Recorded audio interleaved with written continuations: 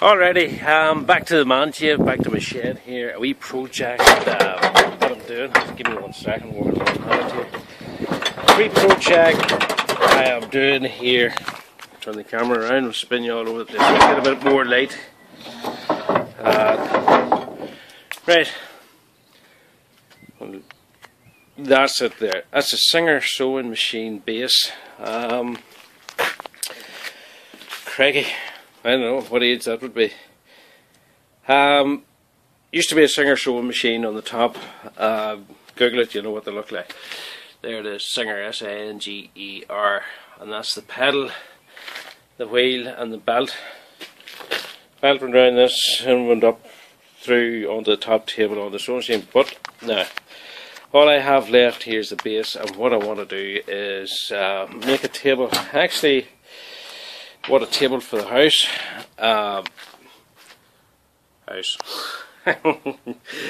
Yeah, what a table for the house. Put laptop, computer, etc. on.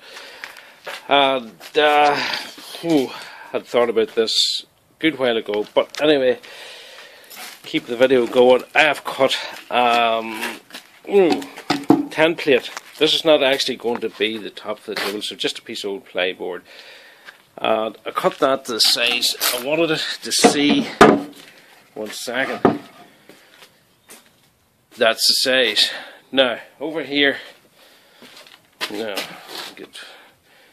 got some old pieces of wood. Now, I have cut the groove in them here.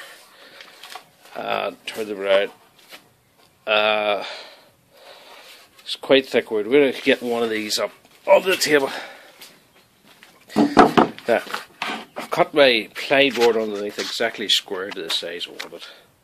So it's going to be my 10-plate for cutting these lengths of timber. Yeah, let's see. It's good, beefy. Whoa. 1 3/4 inches. I don't think it's 2 inch. Give me 1 minute, we'll get a measuring tape. Now, back again. Run the measuring tape down the top. Got this timber. Oh. Yeah, 1 3/4 inches. It's not 2 inches. Got it out of a skip. The sewing machine based. I don't think it cost me very much the time I bought it. And really, it's going to be homemade DIY computer table. That doesn't look a bit stupid. Suits an old house, suits the decor in our house. So, anyways, keep watching. Already,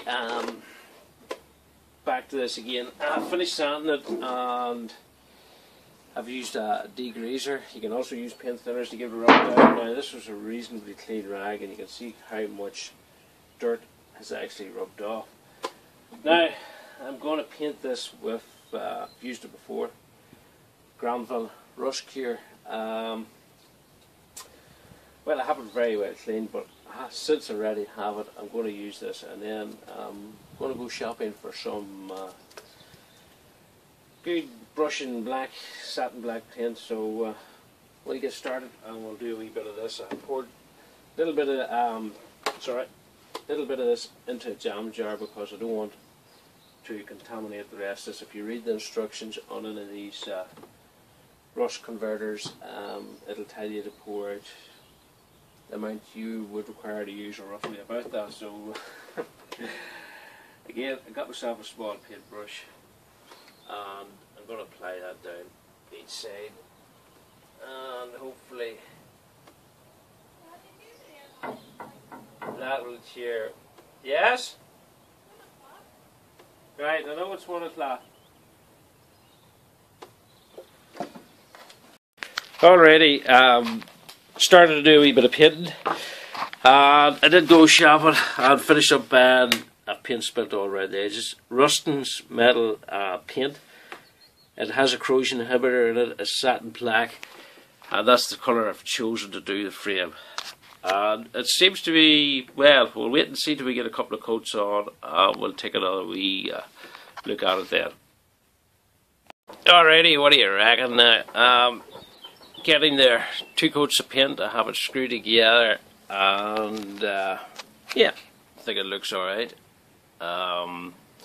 Looks a bit rough, but I think that's the cast iron underneath. I have to dabble a bit of paint a couple of times on the end bolts, and that'll be the base finished now. Down to the pot of paint. What do you reckon? That's less than half of it used. A smaller pot would have done, but that's life anyway. You better too much than too little. That was a 500ml pot. 250 would have done this wee job, but how you know till you start to do it. Anyways, that's it, near enough complete. It's time to get on with the top. We'll see how it goes. Alrighty, back to the tabletop here. Yeah, some old wood, skip wood, if you want to call it whatever. It came from a skip. That's what I'm going to use for the top there. Maybe showed you it earlier on, but cutting a few cross braces. Right, what are the 2 hands here? This one I'm not going to use because it's not just cut exactly, but roughly like that. I'm going to cut the ends 45 degrees. So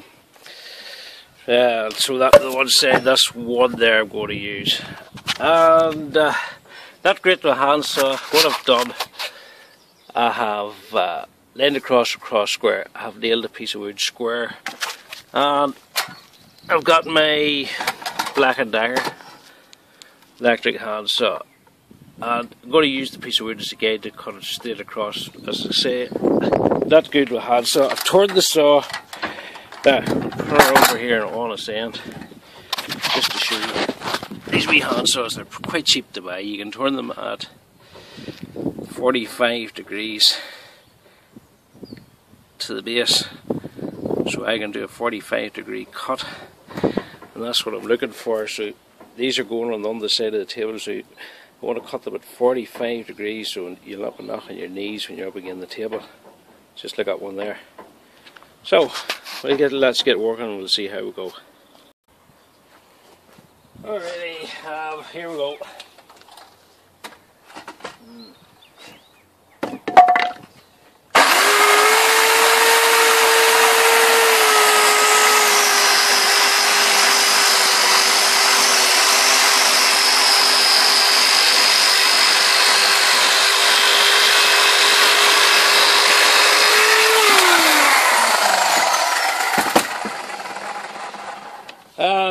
That's how it's done there.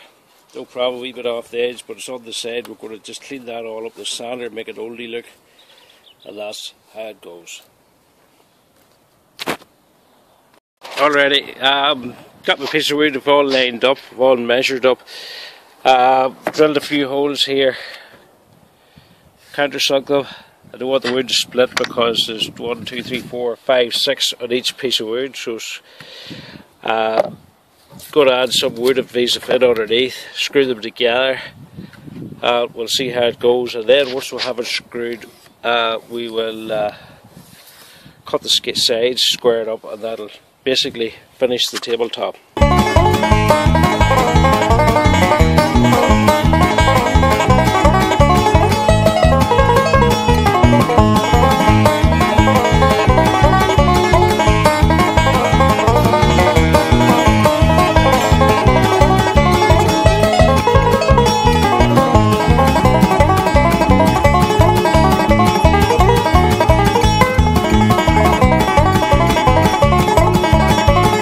Already, have it turned over upside down, ready for cutting each end. I'll zoom in here. You can see the line I'm marking where I want to cut. Now I've nailed a piece of wood again on the outside for a guide for the handsaw to give me a straight cut right along the edge. Well, circular saw, handheld circular saw will cut down, rubbing against this, and this will get the cut. Now, wee tip, I measured from that corner diagonally to that corner, right? Took the measurement of that, and then I went to that corner and measured the same across the opposite corners. Them two should be exactly the same. That will tell you that your tabletop is going to be square, not skewed sideways or anything like that. So we'll get those saw, we'll give her a wee bit of a snip at each end.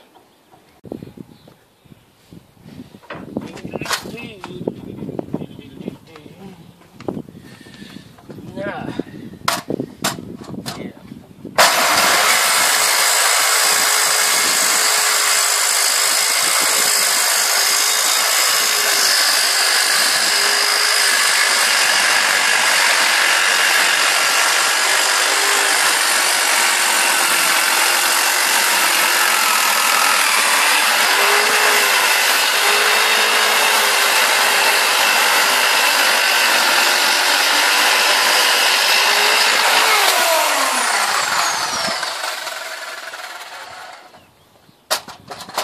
Yep.